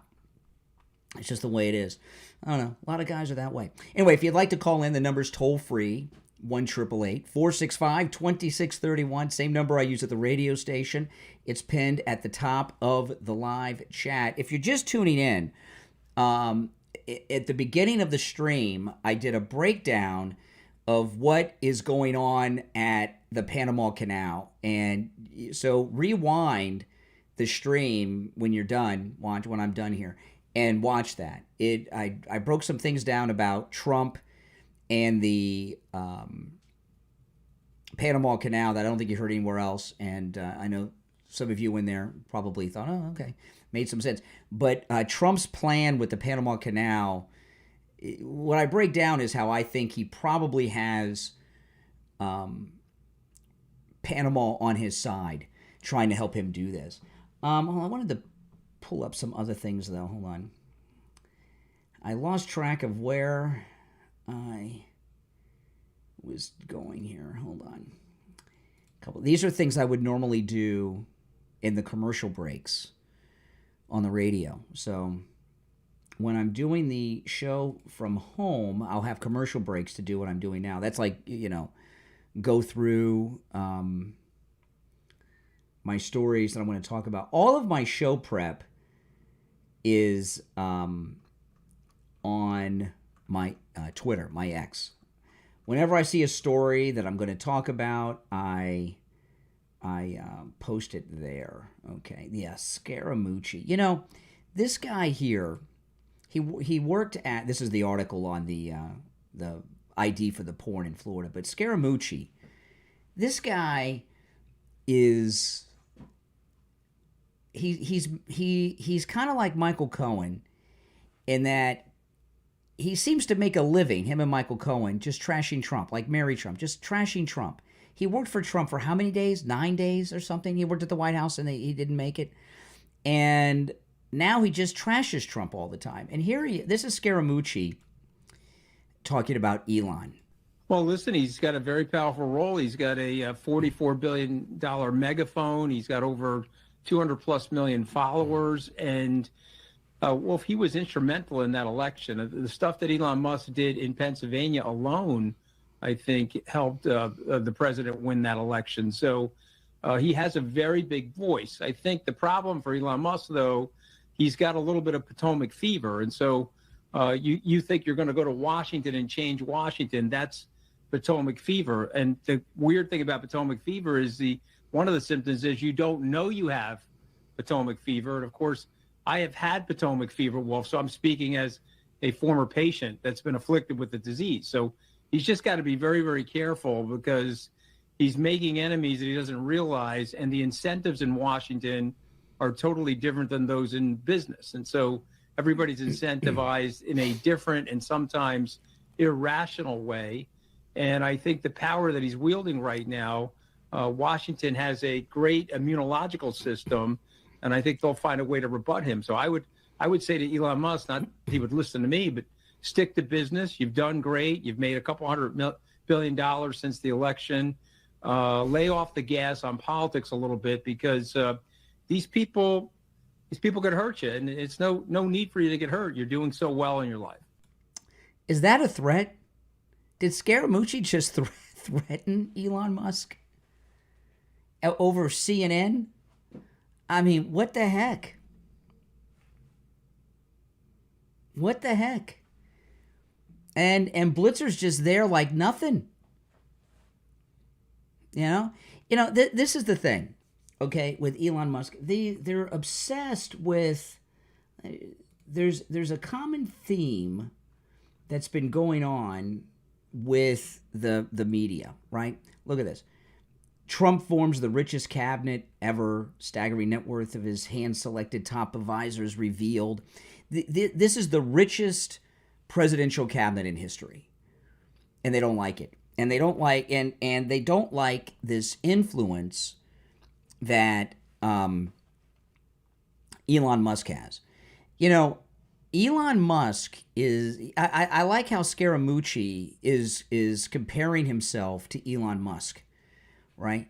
Elon Musk, you know, Scaramucci is a rich and successful guy, but he is poor by the standards of Elon Musk. Elon Musk, the richest man in the world, the richest man who has ever lived.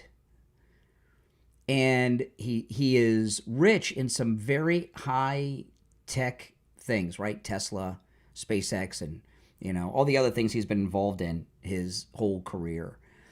He's not the kind of guy that's going to Washington to enrich himself. He's like Trump. He doesn't need these people. He doesn't have any political aspirations. He wasn't born in the United States, so he can't be president or vice president. He's not going to run for Congress or be a governor.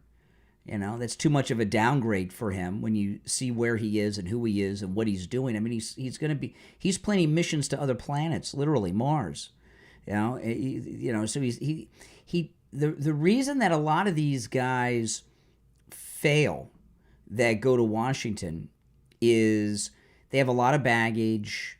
They're not independent. They may be rich, but they still aren't independent, or they go to Washington to elevate themselves in one way, shape, form, or another, so they get bought off with fame, with money, with business, or they have a background. Elon Musk is not interested in a future in politics. He's not interested in holding office. He's so rich, he doesn't have to care what anyone says or thinks. And he's above all of that. He's on an entirely new plane. And so far as these super rich people that they've brought in, I know Loomer is really going after Trump on this AI guy that Trump's bringing in that worked at Twitter. I was looking at that this morning, and I've vaguely heard of the guy because he was around at Twitter when Elon bought it.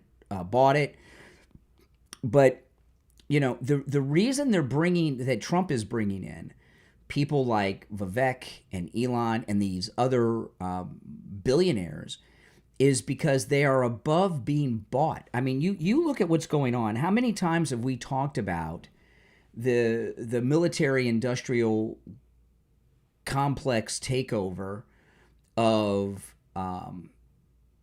everything that's going on with Ukraine, the endless war in Afghanistan, and all of this. They're trying to start this third world war with Russia. It's all because the people in Washington have been bought off. And with these billionaires that Trump's brought in, they're too rich to be bought off, like him. So that's a good thing. It's a good thing that they're super rich. It's a good thing that they're uber rich. I'm getting texts like crazy today.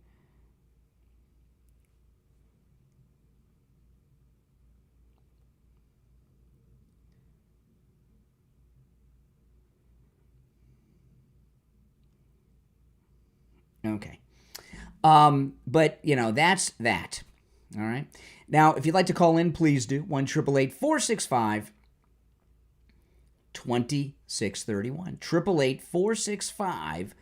888-465-2631. It's a toll-free call no matter where you are watching. Okay. And I brought up quite a few things today. I got a few more things I want to bring up before I go.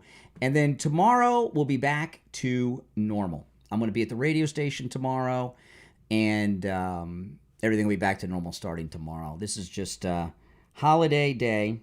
Hold on a second. I'm getting text messages like crazy because I'm not at the radio station. People are wondering what happened to me. I'm okay. Obviously, they're not watching on YouTube. Hold on. Okay. All right. Hold on. I'm getting a final text message. Okay.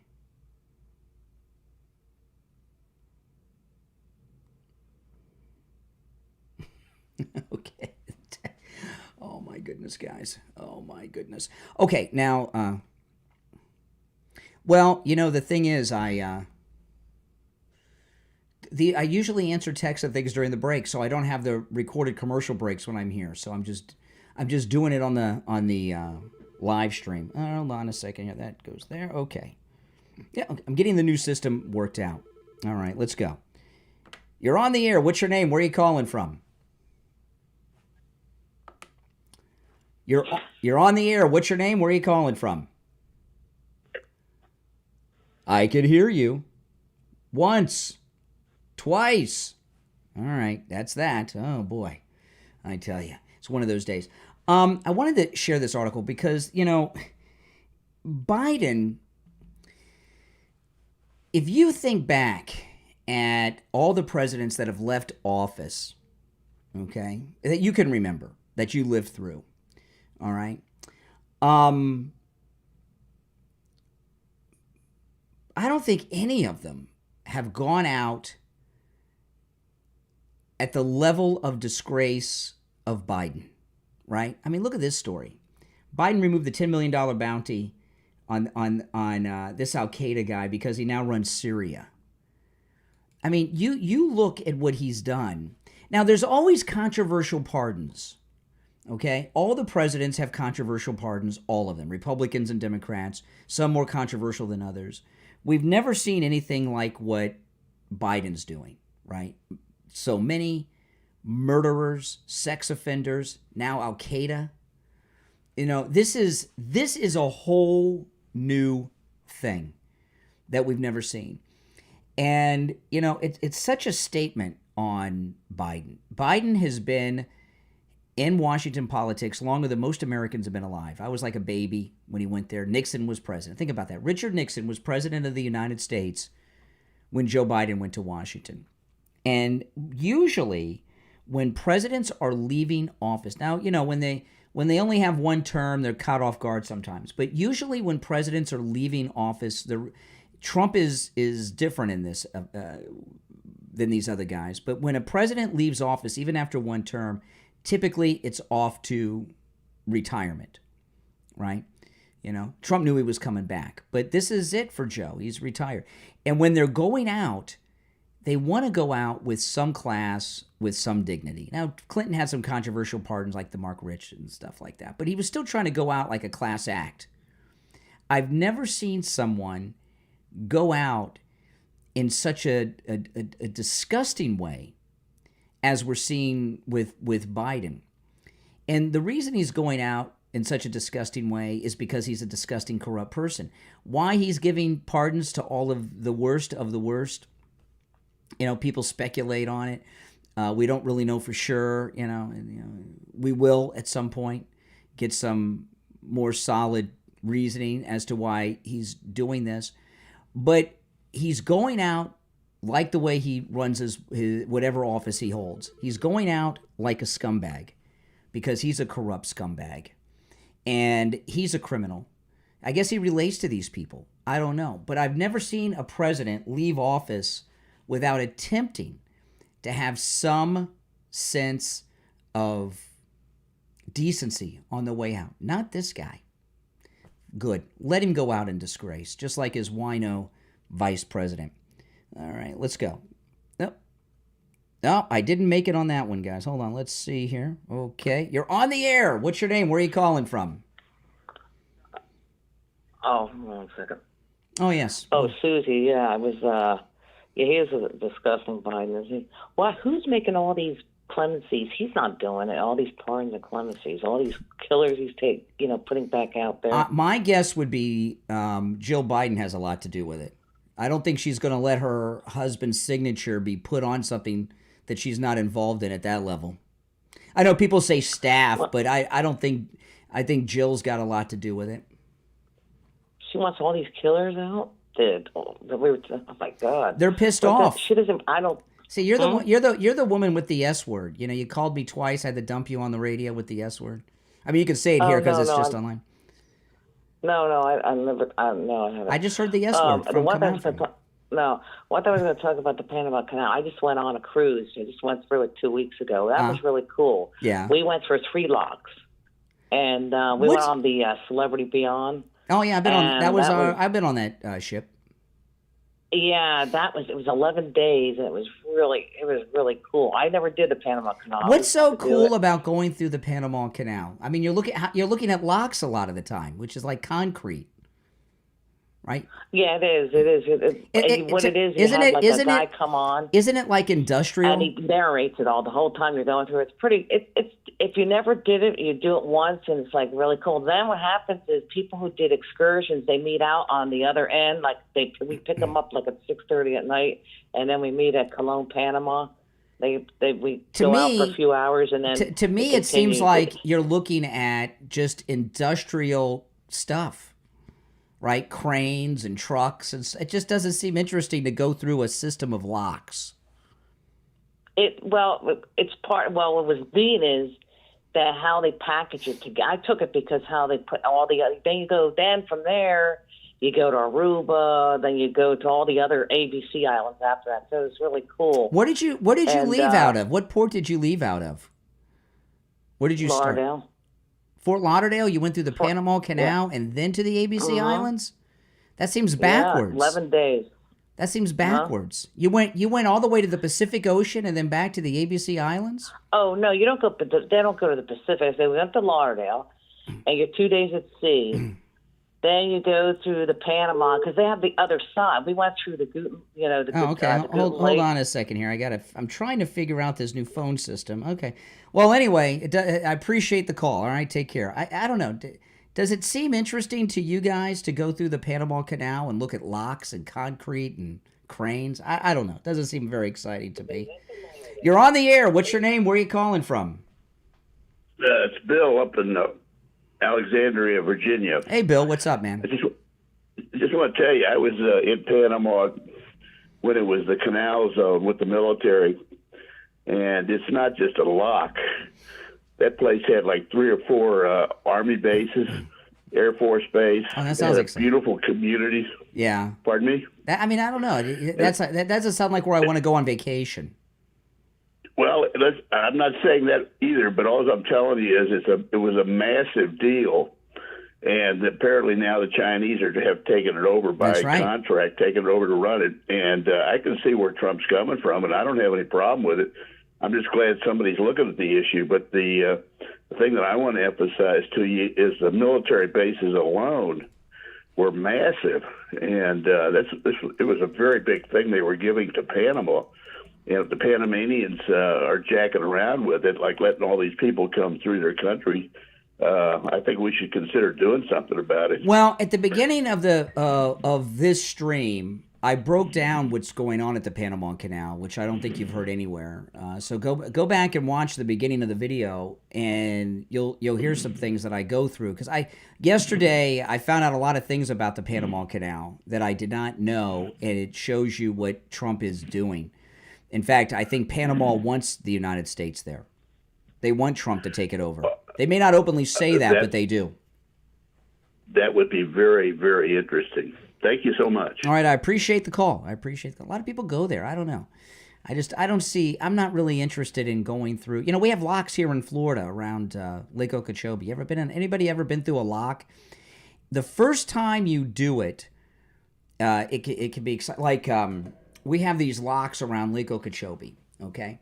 There's a waterway. It's called the Rim Canal that goes around Lake Okeechobee. If you don't, Lake Okeechobee is that big lake you see on the map of Florida.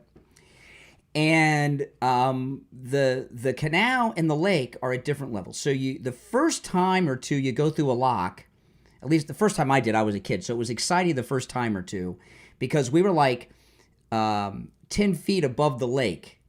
So we go into this lock, and they lowered us like 10 feet. And then when we left the lake and came back home, we had to go through another lock, and they raised us the 10 feet up again. Once you do that once, it's like the next time you're like, ugh. You understand what I mean? So I have less than zero interest to go through the Panama Canal. And if you ever go to ports, which is the canal is like a port system, it's pretty industrial. You see cargo containers, semi-trucks, and cranes. And I've seen a lot of videos of the Panama Canal in the last week or so, and it's pretty much been the same thing. Very industrial looking. I don't know. People. I guess there's some excitement of going so easily from the Atlantic to the Pacific Ocean, but it seems like even that novelty is kind of. Does anybody think that's so much of a novelty now? I don't know. Maybe they promoted it as that, and people get all excited. But that's just the way it is. So I think I've got the phone system pretty worked out. I think so. The next time I do a live stream, the next time or two, I'm gonna try to do it with my wife Kathy on the connection I'm gonna use for Steve, and take some calls from you guys with Kathy on the phone. So because I think I got this part down, and the audio from the calls, I think sounds pretty good, and I got that worked out. So, yeah, it's like the first, somebody said in the chat, it's like the first time you ride in an elevator. Yeah, a lock is basically, I never thought of it that way. It's a water elevator. That's right. It's no big deal. Oh, my goodness. But it was a big deal the first time I did it when I was like 7 or 8. But as an adult, I'd be like, oh, are you kidding me? No, I'm not interested. And by the way, you should be going on our cruises. Our Trump Victory Cruise in March is where you should be going. Especially if you're going on Celebrity. That's our cruise line. We took a couple of cruises ago, we were on the Celebrity Beyond. I think it was 2 cruises ago, or was it 3? 2? I don't know. We've been on so many, but I've been on that ship. It's very nice. You would have more fun with us on a cruise than looking at the Panama Canal. That's just my guess. Anyway, well, listen. If you're new to my channel, my name's Brian Craig. This is where MAGA comes to talk. Make sure you subscribe. Now, I wanted to share this. Hold on a second here. This Laura Loomer has really been going off. Let me pull this up.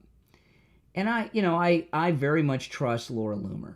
And I'm not going to get in the business of attacking her, believe me. But let me see if I can find the guy's name, because I'd forgotten his name.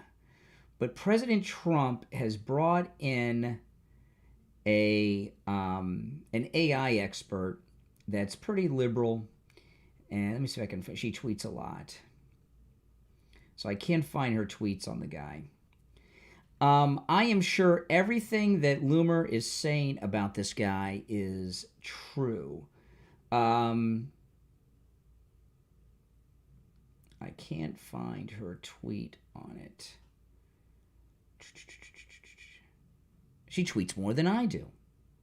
See, these are the kind of things that I I typically do during the commercial breaks on the radio. Like if I was on the radio right now, I would pull this up during a break, but since I can't take the break like that, I can't find the tweet. But anyway, President Trump's brought in an AI guy who worked at Twitter before Elon bought it, and he continued there after Elon bought Twitter, and he's brought him in as an AI expert. And Loomer's reporting is always 100% accurate. I've never known Laura Loomer to report anything that was ever proven untrue. Her reporting is probably the most accurate of any journalist alive today, okay? And that's a fact. So I have no doubt that everything Loomer is saying about this AI expert being left and all this stuff is true. I believe it 100%. But AI is huge right now. Where can you find a top AI expert to be an advisor? Because this person's an AI advisor is what they're going to be. They're not going to be making policy or anything. Is it possible to find if you're the president, if you're Trump, and you need a top expert on artificial intelligence, and you look at the 5 or 10 most brilliant minds on artificial intelligence in America, how many of those 10 would not be a liberal? What I mean is it possible to find a top AI expert who's MAGA, who's a conservative Republican? I don't think it's possible. Because the tech industry in Silicon Valley is so left-wing. Trump, in a situation like that, Trump has two choices, right? AI is taking over everything, so he wants to bring in a top AI guy. So does he want to have somebody who's liberal but one of the top experts in artificial intelligence, or does he want to have somebody who's not even in the top 30 experts or 50 experts, who's mediocre, who's MAGA or conservative? What would you do? They're not making policy. Would you bring in one of the top 10 experts? And it doesn't have to be AI, it could be anything. But AI is pretty important, and it's changing, and its uses aren't even fully understood. Would you bring in someone who was one of the top 5 or 10 experts, who's been vouched for by Elon Musk, by the way, on artificial intelligence, or bring someone who's mediocre but they're MAGA as an AI advisor? Which would you do? Somebody who's mediocre and MAGA, or one of the top experts? It's a tough call. And, when it comes to the top experts, they're all liberal. So you have to find one that's also willing to work for you and work with you and advise you. It's a tough thing. Now, I know there's somebody in the chat said she got the wrong guy. I saw that. She says it's not true. She says she's got the right guy. It's in conflict. But here's a rule of thumb, okay, with this guy. I don't know anything about him. It's not important. And this is something I've been saying for a long time, and I don't know, maybe most people disagree with me on this. I don't know. Certainly some very vocal people disagree with me on this. You've got to trust in Trump, okay? I've often said he's going to bring in people that you don't like, I don't like, that we don't like, okay? But he has his reasoning. And I'll tell you another thing. A lot of Democrats voted for President Trump. There's a lot of people, I bet you, that there are a lot of people in liberal industries like the tech industry who have been closeted conservative, closeted MAGA, and have been passing as liberal. I'm not saying this particular guy. I'm talking in general. I mean, if you are a tech person and you're a top person, you've got the skills, the education, and they know that you're MAGA or a conservative, are you even going to get a job, an entry-level job? Probably not. And, years ago, because of the racist Democrats, some minorities who would pass as white, so that Democrats would hire them and let them have a seat at the table. There's been a lot of people been passing as liberal in this country. You know, that's one of the things this election showed us.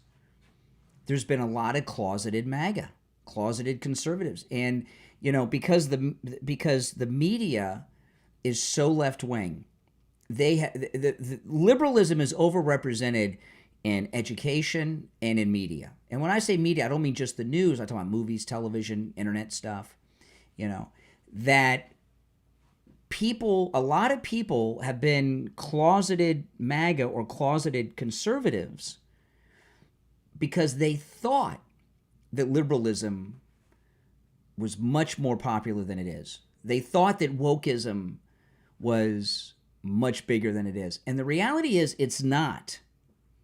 Because if it was, Donald Trump wouldn't have won every battleground state. He wouldn't have flipped counties in California, right? So, you know, a lot of Democrats have seen that, or passing Democrats have seen that, and they're coming out of the closet now.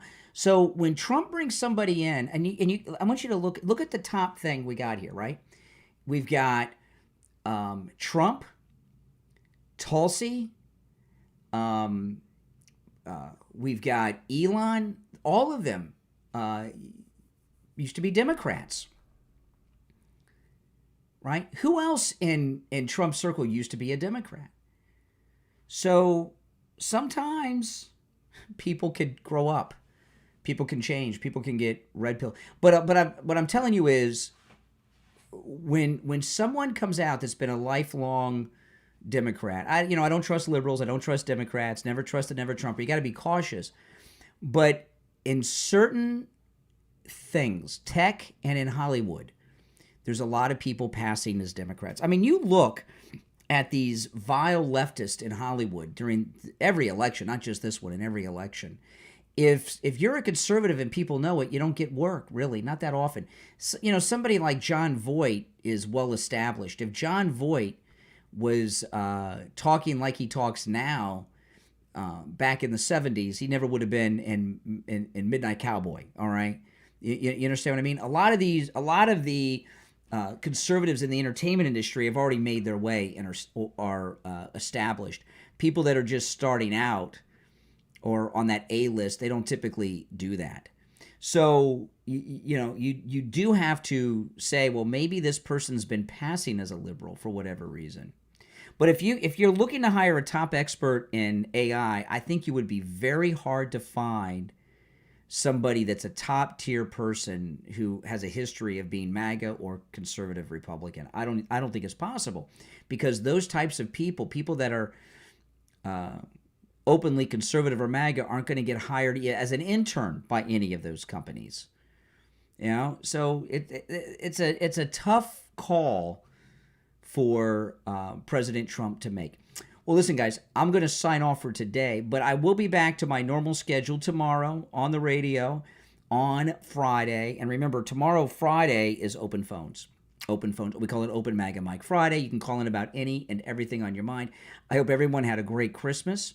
Make sure you subscribe if you're new. If you're already subscribed, do me the favor of liking the video. My name's Brian. This is where MAGA